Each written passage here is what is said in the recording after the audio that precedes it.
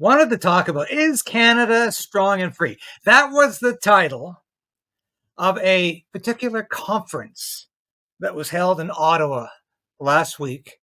Used to be called the Manning Center Conference. Now it's called Canada Strong and Free, a networking conference. Now, I didn't go this year. I didn't go last year. I have never been invited to go as a speaker, as a participant. I have always gone as a media person. But to tell you the truth, I just almost want to throw up at these things now because they've become so damn middle of the road. They become so obsessed with political correctness. And I'll tell you, I won't be invited because I have criticized them in the past. I did a column one year in the Ottawa Sun that completely eviscerated what this gang of conservatives, supposedly conservatives, are really up to every year. This is an exercise in political decrepitude. It really is. This is a febrile bunch of people who meet every year to pat each other on the back. And this year, it was disgusting to see Boris Johnson, the guy who interfered in a peace agreement between Russia and Ukraine, this absolute idiot of a conservative prime minister, this party animal who does nothing more than just have a good time, was there. Let's listen to this idiocy about Ukraine. Well, John, it's an honor to be here with you and with Tony, and it's fantastic to be here in Canada with this incredible sense that the Conservative Party is not only resurgent but poised for victory. Well, that's true, Boris. Yes, that's true. Did you just get off a 3-day bender? That's my first question. I've looked better than this after getting no sleep for 2 nights. Can't be bothered even combing his hair. His tie is askew. His shirt is rumpled. Did he just get up and literally stagger or crawl to this convention? I don't know. Obviously, he was doing his usual the night before. That's why he had to step down as prime minister. He was too concerned with having a good time than he was leading the country. But here he is dispensing advice. Yes, thank you very much, Boris. Yes, I'm sure the Conservative Party will win the next election, not with any assistance from you. But listen to him blather on about Ukraine. And he says the most incredible thing.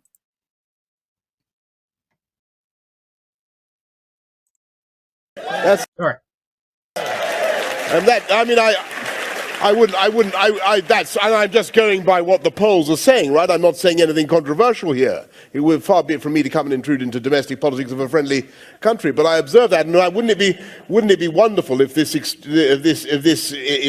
dynamism of this Canadian Conservative can somehow communicate itself to the UK? In this sense, maybe it will. We still have time, in spite of some of the gloomy things that you've just said about conservatism in the UK and Brexit and so forth. Maybe things will be all right. I just want to say, on your point about Ukraine, John, very, very quickly. Actually, I think Mike Johnson, Speaker of the House of Representatives, is in favour of passing the supplemental. I think Mike, as far as I understand the matter, is pro-Ukraine, right? And I think most of the Republican Party certainly is. They have a wing that isn't. What I would say to the skeptics about Ukraine is, if you're worried about the rise of autocracies around the world, as Tony and I certainly are, and I know you are, if you're worried about the long-term ability of America to remain the superpower, if you're worried about democracy around the world, if you're worried about security, then investing in the security of Ukraine is the most cost-efficient thing you can possibly do. I would say, Mike, my cousin Mike Johnson, long lost, separated from, I would say, Mike, there aren't any American boots on the ground in Ukraine, and yet those Ukrainians are fighting for freedom and security everywhere, for the whole Euro-Atlantic area. America is currently investing in supporting the Ukrainians about 5% or less of their annual defense spending It is a fantastically efficient way of supporting freedom. And by the way, most of the money, I would also say, to Mike and to all Republican friends and colleagues, most of that money is, of course, going to American jobs, American companies that are involved in the defense industry. How cost effective. Just think, we don't have to lose a single person. We can just let the Ukrainians die for us. It's so cost effective. We've heard this argument from other idiots who think this is a great way to wage a proxy war. Just have all of these Ukrainians die. And they are dying in the hundreds of thousands. There's nobody left to fight this war, but that won't stop Boris Johnson, Joe Biden, Pierre Poilievre for that matter, and certainly Justin Trudeau from continuing to back Ukraine to the very end because, the money's being spent over here in the military industrial complexes making profits off of this war. That's why we're fighting Russia. That's why we're backing Ukraine, because the military armaments people are making billions off of this war. This war is nothing less than the catastrophe of the First World War that went on and on year after year because people were making money off all of those bullets, all of those shells, all of that shrapnel, all of those bombs. Everybody was contributing. And my God, it was our businesses, our companies making money after all, just like right now.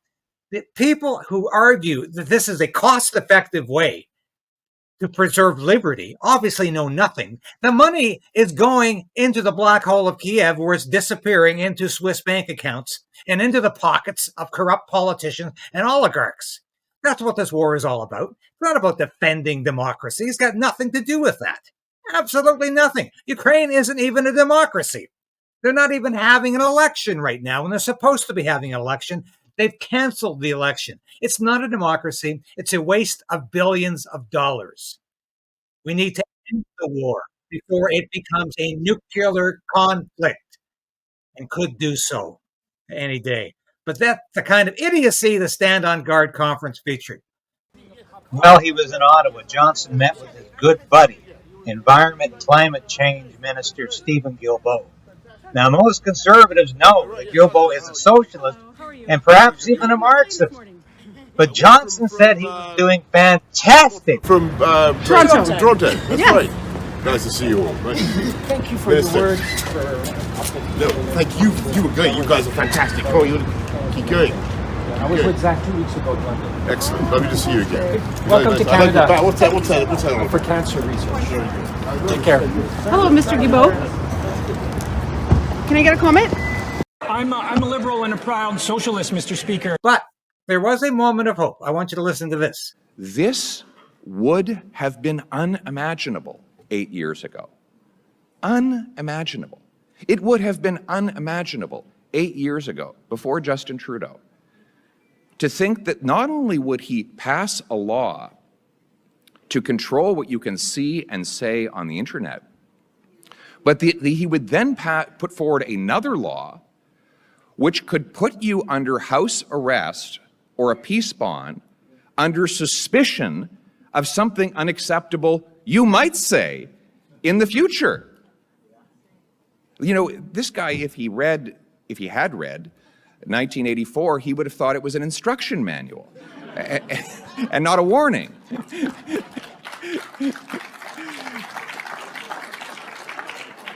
Fortunately, there is an outbreak of common sense across the country. Yes, I think it was just yesterday or the day before, General Hillier said that the thing he hears the most often when he walks around the streets of this country is, "This is not Canada. We don't recognize this place." And that's what I hear from everything from fifth-generation Canadians to immigrants who arrived here 10 years ago. They say, my God, what happened to this country? Yes, Trudeau would have thought 1984 by George Orwell was an instruction manual. Of course, it's not a warning for Justin Trudeau. That's what he's envisioning for Canada. Thank God Pierre Poilievre finally spoke strongly and eloquently against the Online Harms Act and against the thought crime component of this odious bill. This is a diseased bill that is going to take away your free speech and mine. It is bad news. And Poilievre needs to speak about this every day, and they need to get questions about this in the House. I'm glad to hear it. And I did go to hear John Carpe of the Justice Center for Constitutional Freedoms that night after Pierre Poilievre made that remark. And here's what I asked John Carpe. David Crayden from the Post Millennial and the Epoch Times. Very, very happy to be here tonight. Thank you for coming and for stating this case so eloquently tonight. Two-part question. I wonder if you have any response to what Scotland has just gone through. They have issued and passed the Hate Speech and Public Order Act. And I was speaking to my friend Neil Oliver this week about that. And of course, he concurs with me that this is a disaster. But the response from the public was fascinating. They had more complaints from both sides, counter accusations of hate speech, supposed hate crimes, that it's already clogged up the police and potentially the courts. Do you think this is a good omen, that it might prove that this is an unworkable law, not just an irrational one, but an unworkable one? And the second part of my question, do you think we have enough time before the next election, October 2025, the next 18 months, to stop this legislation? Thank you. Well, you partially answered your own question. I have not followed the Scotland developments too much, but I've heard the media reports that as soon as it came into force, they were flooded with thousands of complaints, which is probably a good thing to clog up the wheels, because it does have a chilling effect. It is applied selectively and politically, and I've seen that over and over again, where depending on who you say the thing about that is offensive, you're going to get prosecuted or not. The next 18 months, 18 months is a long time in politics, but it's just important to, while this is going on right now, it's not that valuable or effective to complain about legislation once it's been proclaimed into force. I'm not saying it can never be changed. It can be, but the time to be active on this is now against the bill C-63, the Online Harms Act, and then C-367, the religious defense. There's an old French proverb: if you don't do politics, then politics will be done unto you. If you don't do unto politics, politics will do it unto you.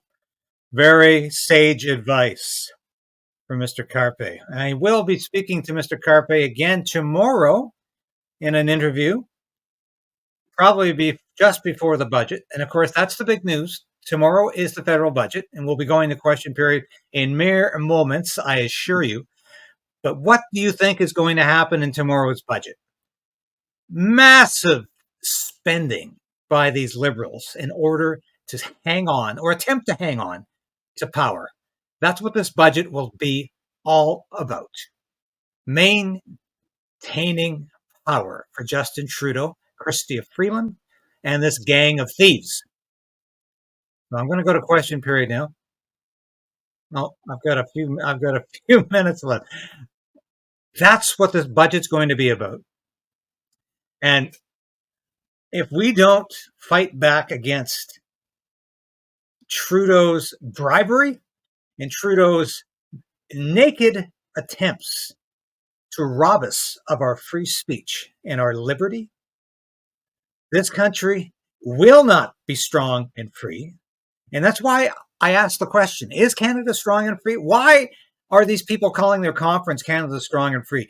It's a wish dream today. It's not strong, it's not free, and it's getting less strong and less free by the day. That's why we need to resolve to resist, and we need to keep fighting back with all our might. And that's what I intend to do on this station. Thank you for watching this episode of Stand on Guard and being a part of the KRAYDEN'S Right channel. If you've watched this episode to this point, you've watched it all. And that's really important for a small station like this. We always say subscribe, hit the bell, be a part of the KRAYDEN resistance. Resolve to resist. That's what we're doing.